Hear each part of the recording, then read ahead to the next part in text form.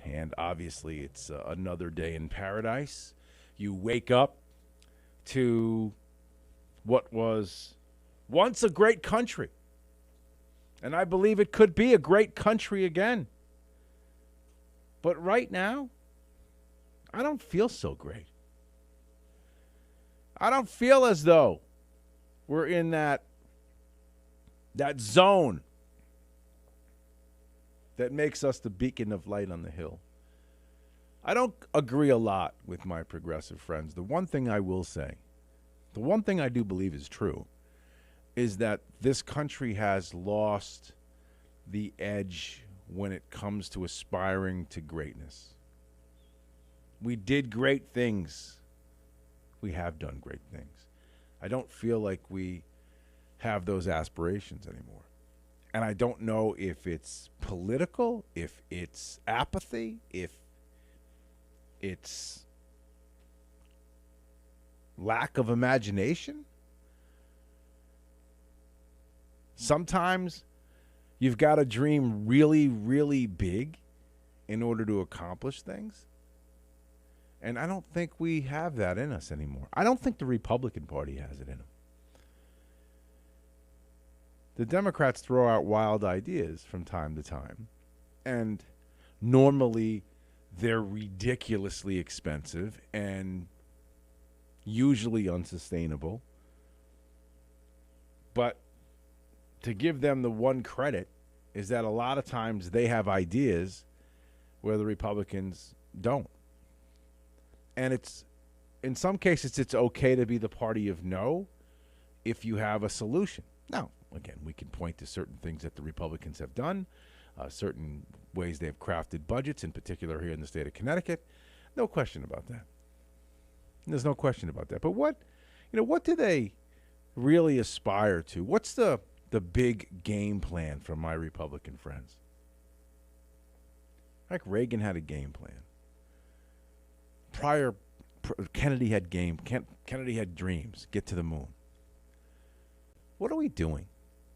Like, what's the consensus where all Americans are behind the same thing, right? Reagan had the Soviet Union to point to. Again, all you had to do was look up into the night sky, and Kennedy had that. At other times in the history of the country, there were, world wars going on where you could point to something or someone and say, that's our enemy. That's what we need to stop and crush and destroy.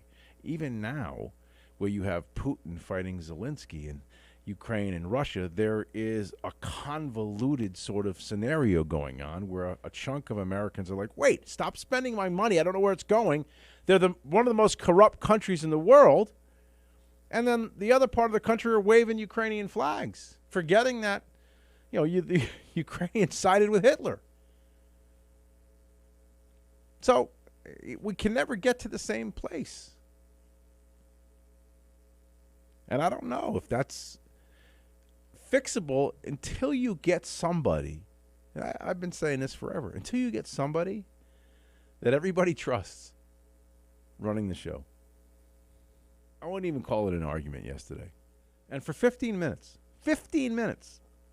he tried to tell me how great Biden was doing this morning, is that there's a brainwashed mentality of folks. Now, you could say, if you're a liberal listening to me right now, you might say to yourself, well, you're brainwashed.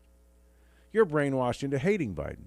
No, I'm not brainwashed into hating Biden. I just know from all of the lies that this man has told, all of the flip-flops, all of the changes in his ideas and policies for the last 50 years. And I keep saying this. Point to giant pieces of legislation that Joe Biden has championed that have been better for the American people. I can't think of any. And yet I'm having a conversation with a person who's very, very smart. And I'm thinking to myself, you're caught up in this disaster of politics. Your hatred for Trump, and he's out of office, is so deep. Your judgment is clouded.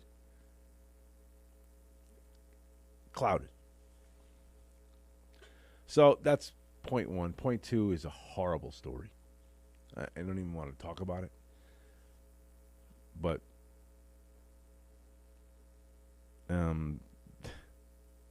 I want to follow it to see what happens.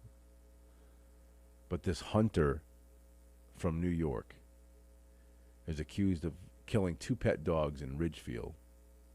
Apparently he was in court yesterday. He was, thank God, denied accelerated rehab. Michael Konchak, 61, of Carmel, New York, accused of killing 2 pet German shepherds with a crossbow in November. I don't understand hunting. I just don't get it. Then, now he claims he thought they were coyotes. So there you go. Clearly, let's put it this way. If he's a man who's supposedly has the skills to be a crossbow hunter, and he confuses 2 old 9-year-old German shepherds for coyotes, then he shouldn't have a right to hunt, number one. Because I'm an idiot, and I can clearly see the difference between the two. I have a coyote who visits me almost every day. There's no mistaking a coyote for a German shepherd. So not only is this guy a monster, he's a liar. And by the way, afterwards, after he killed both of the dogs, and I'm sorry, I'm going to share this with you, but it's pretty gruesome, he decided to skin them, cut off their heads, kept the pelts. That's according to the arrest warrant application. 2 German shepherds got out through a hole in their fence. Family was searching for him. Ran across this hunter, and he killed them both. Now, I've been saying this for decades. We have got to do a better job in punishing people who are inhumane. This man has to go to jail. Now, he won't, but he has to go to jail. What kind of person does that? What kind of a piece of human garbage would do something like that to a family pet and then lie about it like a coward?